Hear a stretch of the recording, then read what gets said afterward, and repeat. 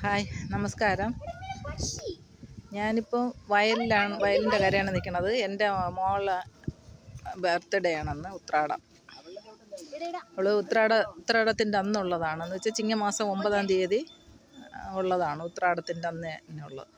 അപ്പോൾ ഇന്ന് അവർ ആഘോഷിക്കാൻ വേണ്ടിയിട്ട് ഇനി വന്നപ്പോഴും എൻ്റെ കൊച്ചുമക്കൾക്ക് വയലിലും ഒക്കെ ഇറങ്ങണം, ചെന്ന് നിൽക്കുകയാണ്. അതിൻ്റെ ഇടയിൽ രണ്ടും കൂടെ ചെന്ന് നിൽക്കുകയാണ്. ഇവനെയൊക്കെ മാച്ച് കേട്ടാൽ ഇത്തിരി പാടാണ്. വയലിൽ ചാടിക്കളഞ്ഞു. ഇങ്ങോട്ട് തിരിയടി. എൻ്റെ ബർത്ത്ഡേ കാരിയാണ് നിൽക്കുന്നത്. അവളെ കുഞ്ഞുങ്ങളാണ് രണ്ടുമാരും. ഓടരുത്, ചെളി വെള്ളം. നല്ല ഭംഗിയല്ലേ, ചുമന്ന പട്ട് വിരിച്ചതുപോലെ കിടക്കുകയാണ്. അതിനിടയിൽ വാഴ. എന്തോ മക്കളെ കീര, അവർ പിഴുതെടുത്തിട്ട് ഇത് ഇത്രയും വിത്തിനിട്ടേക്കുന്നതാണ്. ഇനി ഇതെല്ലാം പിഴുത് അടുക്കി വയ്ക്കും. അടുക്കി വെച്ച് വിത്താവുമ്പോഴത്തേക്കും അവർ വീണ്ടും ഇതുപോലെ വിതയ്ക്കും. ഇല വെട്ടാനായിട്ട് അതിൻ്റെ ഇടയിൽ എവിടെ കയറിപ്പോയി.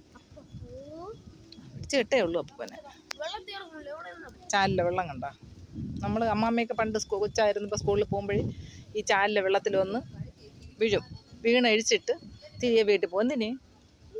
ദേഹം നനയുമല്ല, അങ്ങനെ സ്കൂളിൽ പോകണ്ട. അങ്ങനെയൊക്കെയാണ് നമ്മളൊക്കെ ചെറുതിരെ കാണിക്കണം. വലിയ മീനുണ്ടായിരുന്നു, ഇന്നാൾ വലുത് കിടന്നു. ഇതിപ്പോൾ കുഞ്ഞു കുഞ്ഞു മീനുകളേ ഉള്ളൂ. നല്ല കണ്ണീര് പോലെ കിടക്കണമുള്ള.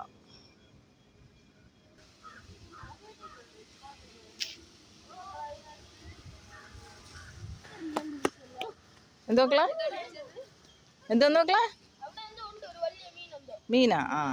അതിൻ്റെ ഇടയിൽ കാണാം. അയ്യോ പാവ, എൻ്റെ കുഞ്ഞ് ഒന്ന് നോക്ക്. എൻ്റെ പാട്ടുകാരൻ മോനാണത്. മൂന്ന് വയസ്സായപ്പോഴത്തേക്കും എന്തോന്നിൻ്റെത് കൃഷിയുടെ കാർഷികോത്സവത്തിന് എൻ്റെ മോൻ പാടി ഫസ്റ്റ് വാങ്ങിച്ചതാണ്. ഞാൻ ഇതിൽ ഇട്ടിട്ടുണ്ട്, യൂട്യൂബിൽ ഇട്ടിട്ടുണ്ട്. അത് അപ്പോഴെൻ്റെ കുഞ്ഞിന് വേറെ 3 വയസ്സാണ് ആയിട്ടുള്ളത്.